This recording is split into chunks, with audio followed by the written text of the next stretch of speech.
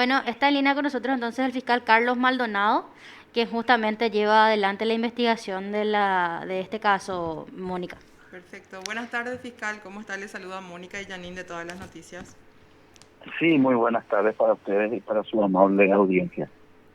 Fiscal, justamente estamos comentando otras declaraciones de Reiner Oberhuber, ¿verdad? Y justamente señalábamos que con anterioridad no le gustaba recibir el nombre de padrastro. Habla ahora de la cuestión de relacionamiento con la madre de la niña desaparecida. ¿En qué estadio nos encontramos actualmente? Usted sabe que la ciudadanía sigue muy de cerca y con un ánimo sentimental muy particular el caso de la desaparición de Juliet. Sí, el día de hoy, a pedido de la defensa, el señor Oberhuber prestó declaración indagatoria específicamente por los tipos penales de violación del deber de cuidado y educación y abandono. Ya el lunes pasado, la defensa había solicitado que tanto la señora Zapata como el señor Oberhuber presten declaración indagatoria. Se le había fijado fecha para el jueves 15 a la señora Zapata, quien penosamente no concurrió. El penal había indicado que por una cuestión sanitaria no le podían traer a la señora Zapata. Sin embargo, hoy compareció el señor Oberhuber y ejerció su derecho de declaración indagatoria, y en tal sentido, en un principio de la declaración, él manifestó que iba a relatar algunos puntos, pero que no iba a responder preguntas de la Fiscalía, que solamente iban a contestar preguntas formuladas por su abogado defensor. Inició su alocución manifestando de que él no tenía un vínculo jurídico ni de hecho en carácter de padrastro con la niña desaparecida. Había indicado que ni siquiera tuvo el tiempo de convivencia como para considerárselo como padrastro, e igualmente indicó que él no tenía una relación de concubinato con la madre, que se trataban de dos personas adultas que se empezaban a conocer y que con perspectivas de tal vez formalizar algo más, pero que no les dio el tiempo. Fiscal, con Y al respecto a ese momento, punto, sí, disculpe que lo interrumpa, con sí, respecto al punto donde habla de no concubinato, comprendo que al inicio justamente de nuestra entrevista usted menciona que él se limitó solamente a su defensa propiamente y responder las preguntas de su abogado y no la de la fiscalía, pero es un poco incomprensible esa descripción en el sentido de que la madre de Juliet y justamente la niña vivían con justamente el señor Reiner Oberhuber. sí, justamente cuando nosotros iniciamos la investigación, ellos habían justamente formulado a través de una entrevista en los medios de que que mantenían una relación. Y entonces, en base a esos criterios, se había formulado la imputación por violación del deber de cuidado y educación, y también por el abandono. Claro. Y sin embargo, él, en su defensa, porque debemos recordar que la declaración indagatoria es el ejercicio de la defensa material, Sí. y en esta oportunidad él manifestó de que no tenía ninguna vinculación de concubinato con la señora. Insisto, él utilizó la expresión dos personas que empezaban a conocerse y con proyección a formar algo más, pero que no les dio el tiempo.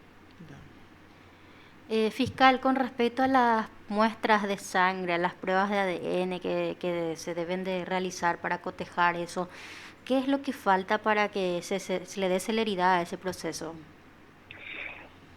Bueno, hay que recordar que durante todos los allanamientos y constituciones, el Ministerio Público ha levantado, juntamente con la Policía Nacional, una serie de muestras biológicas.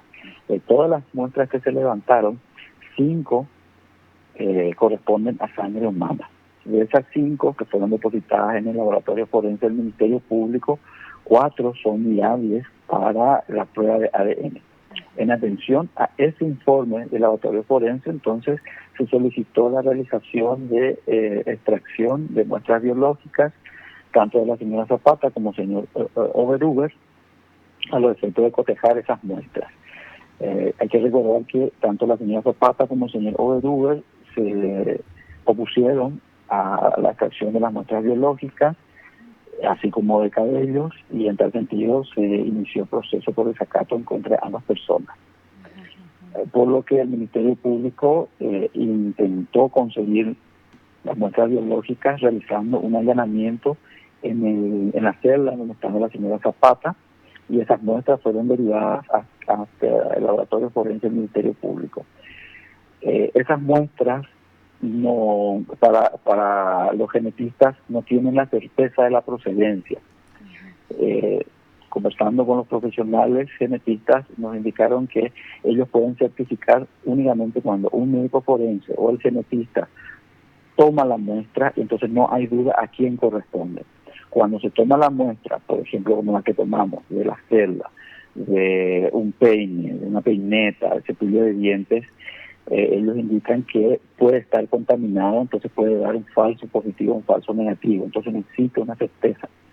Por lo que se recurrió a tomar las muestras de los padres biológicos de la madre, es decir, de los abuelos maternos de la niña desaparecida.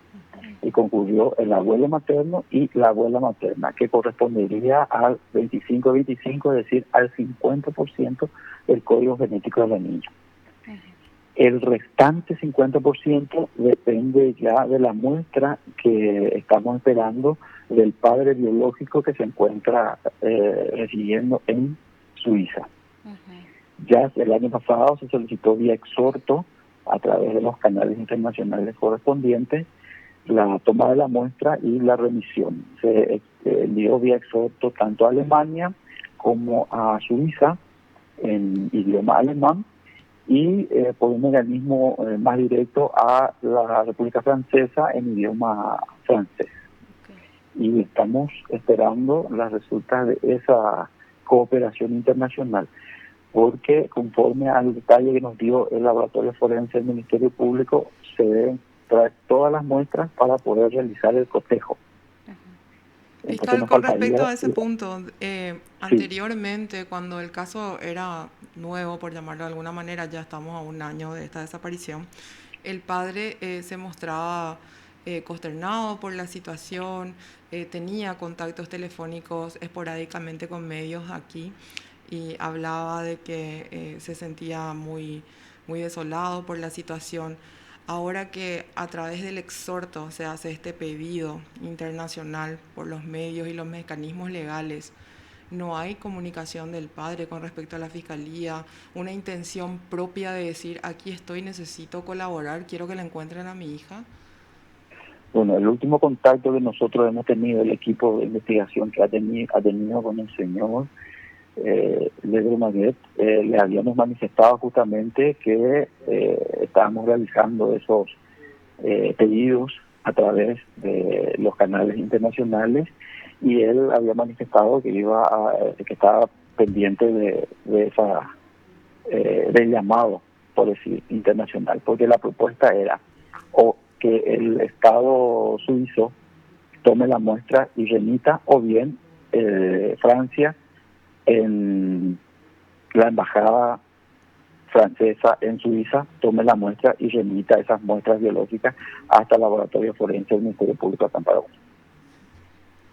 Un viaje que parece que todavía ni siquiera inició en apariencia, ¿verdad? Bueno, con respecto a el Ministerio Público, a la Fiscalía acá en Paraguay, nosotros hemos realizado las diligencias correspondientes, hemos solicitado el exhorto ya el año pasado al juzgado penal de garantías competente. El juzgado admite el exhorto, nos intimó para que nosotros procedamos a la traducción correspondiente. Se procedió a la traducción correspondiente, se agregaron todas las documentaciones y eso se envió por los canales de conducta internacional pertinente. Y estamos nosotros también a la espera de la respuesta de esa y varias diligencias que habíamos solicitado. Fiscal, una última consulta, que la ciudadanía también se hace eco. Hay páginas inclusive creadas en las redes sociales donde se reclama mucho esto, y mes a mes es muy triste, ¿verdad? Pero prácticamente se hace como un recordatorio de la fecha de la desaparición de la pequeña Juliet.